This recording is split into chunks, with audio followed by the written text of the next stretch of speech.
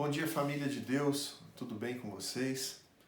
Hoje nós temos mais um tema para explorar na Bíblia e hoje nós vamos falar sobre o capítulo 20, versículo 7 do livro de Juízes.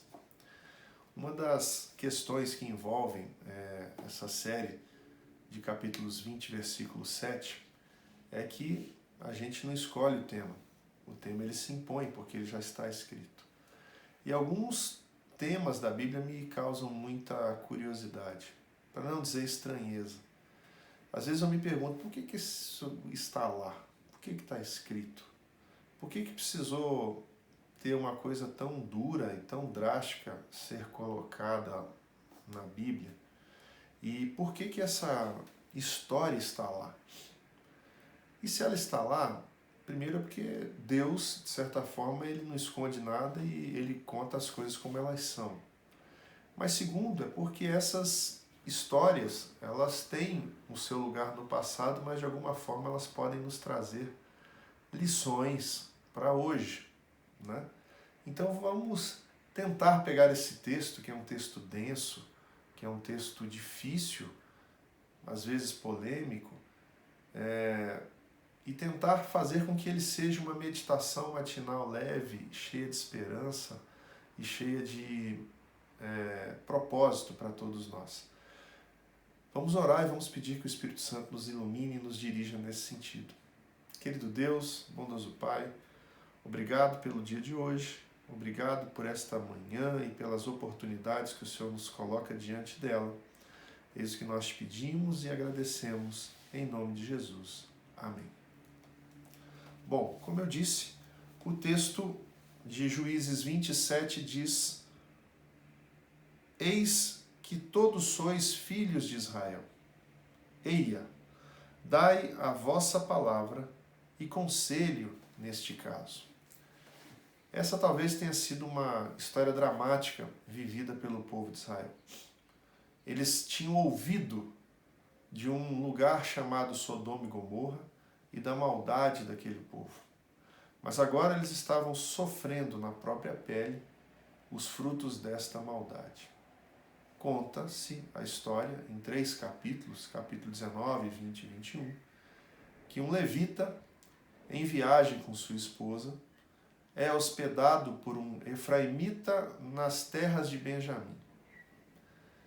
Este levita, durante a noite, é surpreendido com homens da cidade, homens da tribo de Benjamim, chamados na Bíblia de filhos de Belial, querendo que ele viesse para fora, porque eles queriam cometer com ele os mesmos atos de imoralidade que foram vistos lá em Sodoma. Por fim, a história é longa, quem acaba sendo violentada durante toda a noite, de forma cruel, é a esposa desse levita, e ela veio à morte no início da manhã. Uma história dura, e mais duro ainda foi o que esse levita fez, porque ele dividiu a sua mulher em pedaços de acordo com as tribos de Israel e enviou isso para que as tribos pudessem ter acesso. E a primeira reação da tribo foi assim: olha, isso nunca aconteceu em Israel. Algumas coisas me trazem curiosidade quando li esse texto. Me trouxeram curiosidade quando eu li o texto. A primeira, em viagem, este senhor, ele foi induzido por seu servo a ir para uma cidade. Ele falou: olha, essa cidade mora o povo jebuseu, então eu prefiro buscar refúgio no meu povo. E aí ele foi para uma terra onde moravam os da tribo de Benjamim. A outra coisa é que o povo de Israel se reuniu e ficou muito triste, ficou muito magoado, ficou muito angustiado com toda essa situação, pediu conselho a Deus e eles tomaram a seguinte decisão: esses homens, filhos de Belial, que fizeram mal a esta mulher, eles devem ser exterminados do povo. Vamos pedir à tribo de Benjamim que os entregue. E se a tribo de Benjamim não os entregar? então nós teremos que exterminar toda a tribo de Benjamim. E essa foi a decisão tomada. E a tribo não foi exterminada toda por pouco, porque alguns jovens sobraram e eles daí deram continuidade e sequência a essa tribo. Mas a guerra civil aconteceu por conta deste caso. Muita gente foi morta. E essa é uma história que nos traz muita tristeza. Mas uma coisa que tem me causado preocupação nos dias de hoje, e a Bíblia fala que como eram nos dias de Ló, serão nos últimos dias aqui na Terra, uma das coisas que tem me preocupado é algo, de certa forma, parecido com o que a gente vivenciou nessa história e na história de Sodoma e Gomorra. Mas lá a gente via uma pressão física, uma imposição pela força. E hoje a gente percebe uma pressão psicológica muito forte, sobretudo sobre os nossos jovens, numa imposição de uma certa ditadura do pensamento. E essa ditadura do pensamento, de certa forma, ela diz, talvez eu consiga resumir numa frase, assim: consideramos justa toda forma de amor. E aí, os nossos jovens têm sido bombardeados, massacrados, com essas filosofias e com essas teorias de que eles precisam experimentar coisas que Deus não aprova. Então, e o pior é quando a gente percebe que muitas dessas filosofias estão no lugar onde a gente deveria se sentir seguro, que é a igreja. Tem muito filho de Belial dentro da igreja, querendo convencer outros e querendo impor uma ditadura do pensamento que não é bíblica. Por outro lado, existem os condescendentes, que representam a tribo de Benjamim nessa história, que são aqueles que dizem: olha, ele nasceu assim, ele cresceu assim, ele vai ser sempre assim, ele é mesmo assim. O que a gente pode fazer? Chamada Síndrome de Gabriela. E a gente convive com esses dois pensamentos. E eles estão crescentes.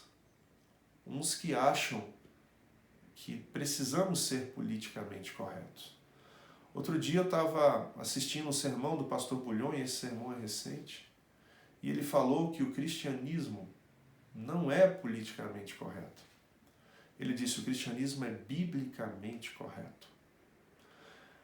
Buscando algum embasamento para a mensagem de hoje, para a nossa conversa de hoje, eu li inúmeros textos que falavam sobre sacudidura.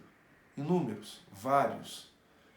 E a maioria deles dizia que isso vai ocorrer quando nós estivermos buscando um resgate das nossas verdades e a aplicação delas em nossa vida. E esses textos falam também que isso tem que ser aplicado com todo o amor necessário, porque os radicais, eles também não terão espaço numa sacudidura que vier. Não há espaço para radicalismos também, mas há espaço sim para uma implantação de uma verdade que tem sido questionada hoje e relativizada. E nós precisamos tomar muito cuidado com isso. E, sobretudo, a postura que se espera de nós, como líderes de família, igreja e etc., é que nós possamos chamar o pecado pelo nome. E se tivermos que ter baixas em nossa comunidade por conta de um pensamento que não é bíblico, que não é inspirado por Deus, que nós possamos ter a coragem de fazê-lo para o bem da igreja e para a pureza das gerações.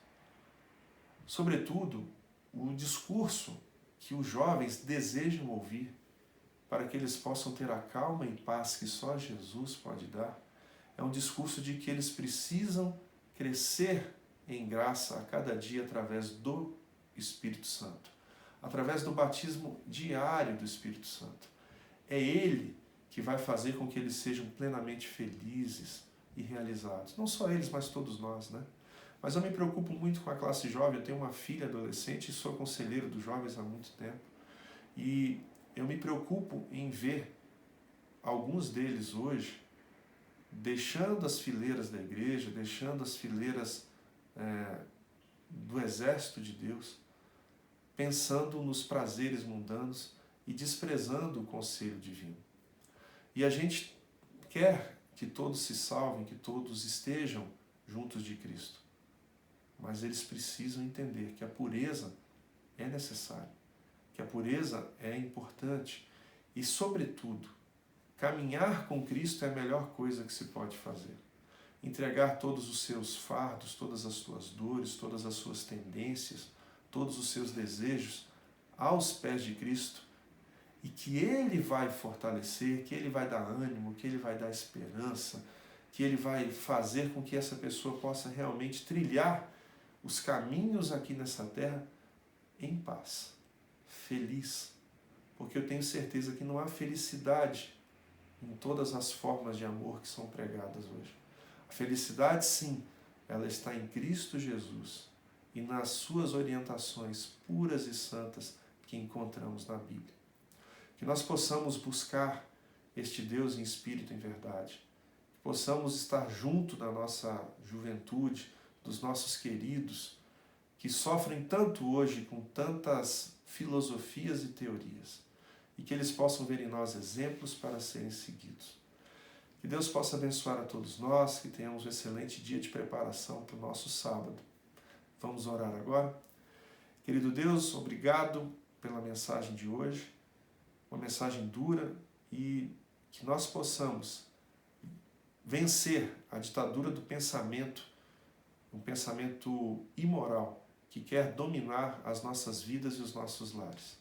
Ó Deus, que o Senhor possa cuidar de todos nós e que o Senhor possa ter misericórdia de todos nós. Nos dê um excelente dia, é isso que nós te pedimos e agradecemos em nome de Jesus. Amém. Um bom dia para você.